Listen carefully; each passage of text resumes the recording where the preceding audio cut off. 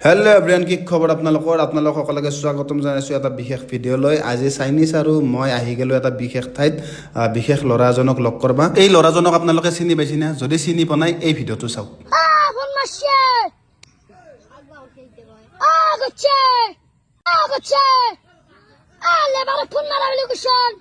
এই ল'ৰাজনে কেইবছৰমান আগত ছ'চিয়েল মিডিয়াত খুব বেছি ভাইৰেল হৈছিল আৰু এইজনেই হ'ল সেইজন ল'ৰা আৰু তেওঁৰ নাম হ'ল চাহিল আখতাৰ। আৰু এই ল'ৰাজনৰ ঘৰত অহা কাৰণটো হ'ল আজি 3 মাহমান আগত এই ল'ৰাজনৰ দেহত এটা বেমাৰ ধৰা পৰিছে আৰু বেমাৰটো হ'ল ব্ৰেইন টিউমাৰ। আৰু তেওঁৰ মানে দেউতাকৰ পৰা আমি মানে জানিব চেষ্টা কৰিম কেনেকৈ কি হ'ল, কেনেকৈ গম পালাক আৰু বেমাৰটো। মানে 3 মাহ আগত তাৰ মাথাৰ বিষ হৈছিল। মাথাৰ বিষ হওঁতে ভাঙৰ মেডিকেলক নিলোঁ। নিয়াৰ পিছত তাতে ডক্টৰে চালাক, চাই MRI কৰিব ক'লাক। MRI কৰিলোঁ, তাৰপৰা ৰিপৰ্ট দিলাক।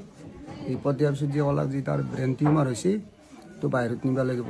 তাৰপৰা আমি বাহিৰৰ চেন্নাই এপলত যোগাযোগ কৰিলোঁ। কৰাৰ পিছত তাতে যি ক'লাক যি বাচ্ছাটোৰ ৰিপৰ্টটোও দিয়া গৈছে। ৰিপৰ্টটো চাই পেলাই কৈছে যি ব্ৰেইন টিউমাৰ হ'ব। ব্ৰেইন টিউমাৰ হোৱা বুলি কৈছে। তাৰপৰা আমি কথা পাতিলোঁ যি কিমান খৰচা হ'ব ছাৰ। ছাৰে ক'লাক যি 10-15 লাখৰ ভিতৰত হৈ যাব বুলি ক'লাক।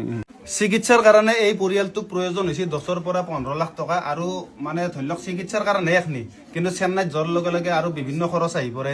নিজৰ খৰচ, থকা খৰচ, খৰচ আৰু লগত যোনে যাব তেওঁলোকৰ খৰচ, সমস্ত খৰচ কথা আছে। মিনিমাম ধৰি লওক 20 লাখ টকা এটা খৰচ হ'ব। আৰু ঘৰৰ পৰিৱেশটো আপোনালোকক দেখাইছোৱে।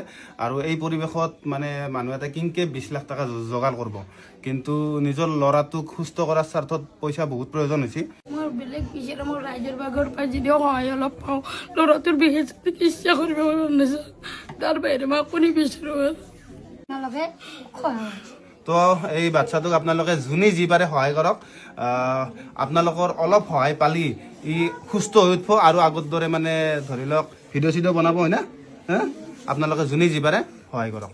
ডিছপ্লেত QR কোড দিয়া আছে, আপোনালোকে যোনে যি পাৰে সহায় কৰক। লগতে বেংক ডিটেইলছো দিয়া আছে আৰু ফোন নাম্বাৰো দি দিছোঁ, আপোনালোকে পাৰ্চনেলিও সহায় কৰিব পাৰে।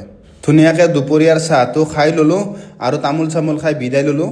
সকলোৱে থবাইছে আমাক ধুনীয়াকৈ। আৰু আপোনালোকক হাতযোৰ কৰি কৈছোঁ, যোনে যি পাৰে সহায় কৰক।